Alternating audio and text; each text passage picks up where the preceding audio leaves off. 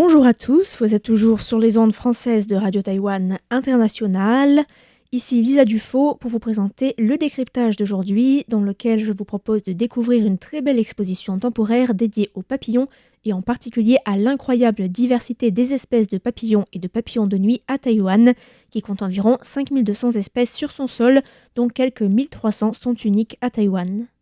On y trouve aussi 83 des 135 familles de lépidoptères répertoriées dans le monde, ce qui fait de l'île un endroit idéal pour l'étude des papillons.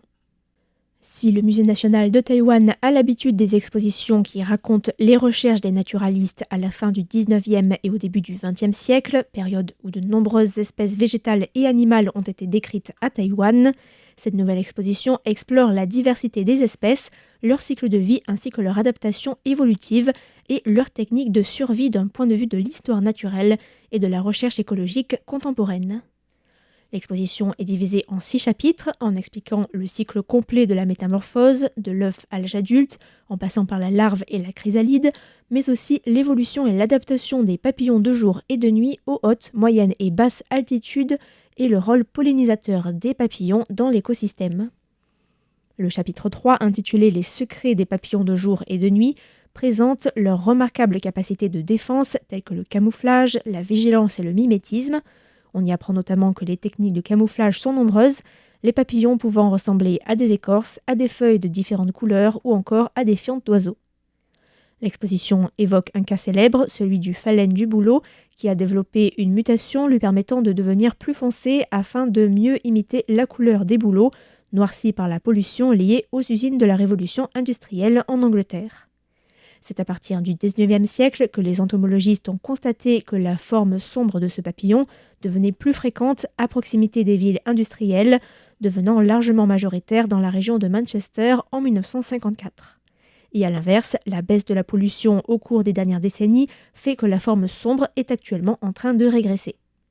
C'est un phénomène fascinant pour les entomologistes qui ont pu montrer que la pression de la sélection naturelle pouvait faire prédominer une variation à l'intérieur d'une espèce en quelques années seulement, puisque la prédation exercée par les oiseaux touche davantage la forme la plus visible. On a également de nombreux exemples de camouflage et de mimétisme chez les papillons de Taïwan, comme par exemple chez une espèce dont les ailes imitent le lichen, lui permettant ainsi de se confondre avec les troncs d'arbres couverts de mousse. On apprend également qu'il y a toute une catégorie de papillons dont les motifs des ailes imitent les fientes d'oiseaux afin d'écœurer les prédateurs. C'est le cas du Macrocyllis maya, que l'on trouve en Inde, au Japon, en Chine, en Malaisie et en Indonésie, mais aussi à Taïwan, et dont le motif des ailes, symétriques, imite des mouches se nourrissant de fientes d'oiseaux. Un déguisement bluffant qui, on le comprend, rend le tout peu appétissant, et d'autres comme le Uropia meticulodina imitent des feuilles mortes en copiant les différentes teintes de couleurs d'un parterre d'automne. D'autres encore imitent des yeux d'araignée sauteuses ou les abdomens rayés des guêpes pour pousser les prédateurs à garder leur distance et ainsi améliorer leurs chances de survie.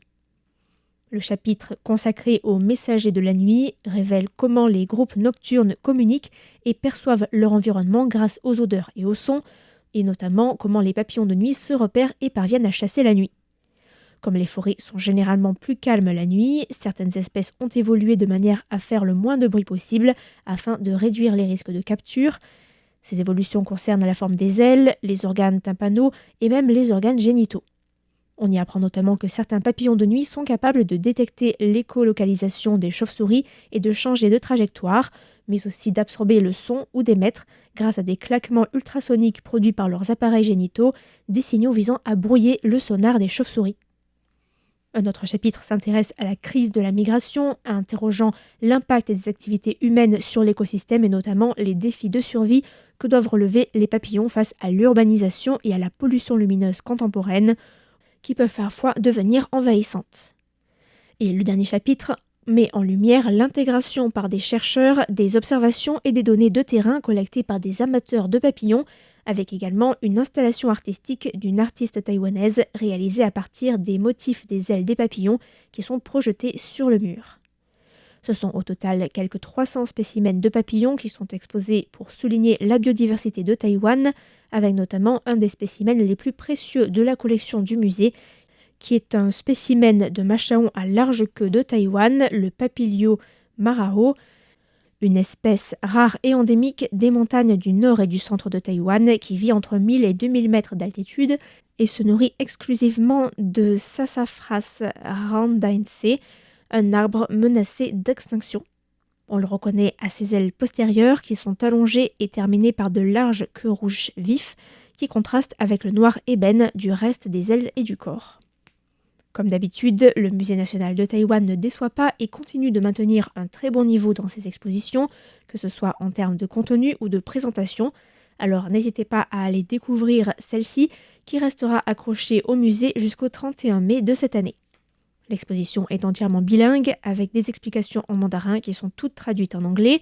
Et on peut aussi saluer l'initiative du musée qui a organisé fin février une visite guidée de l'exposition en Hokkien de Taïwan, plus généralement connue sous le nom de taïwanais, à l'attention des enfants, afin d'encourager la pratique et l'apprentissage de cette langue, qui malheureusement, comme beaucoup d'autres langues parlées à Taïwan, se perd de plus en plus. La visite était animée par Ading, auteur de livres illustrés pour enfants sur la biodiversité en langue taïwanaise, qui milite pour promouvoir l'usage de la langue taïwanaise dans la vie de tous les jours.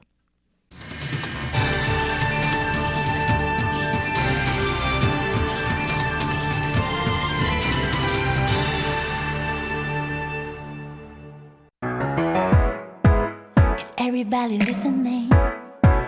说个故事给你们听，耳朵借给我耶耶。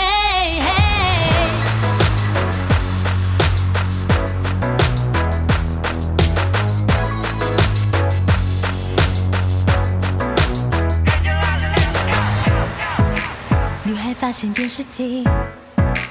里面住着偶像明星，光鲜又亮丽耶耶耶，种子种在心里面，小小的梦幻花园，不畏风雨和夏夜，慢慢蔓延，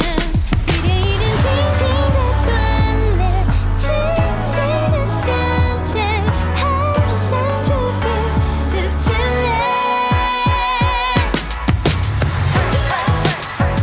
没打过多么大一担，梦想陪着我长大，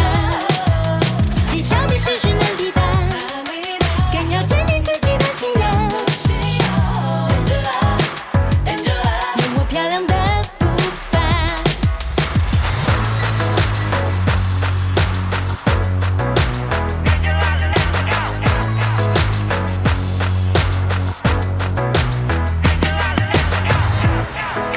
谢谢你还在这里，听着我的故事继续，美妙又神奇耶耶。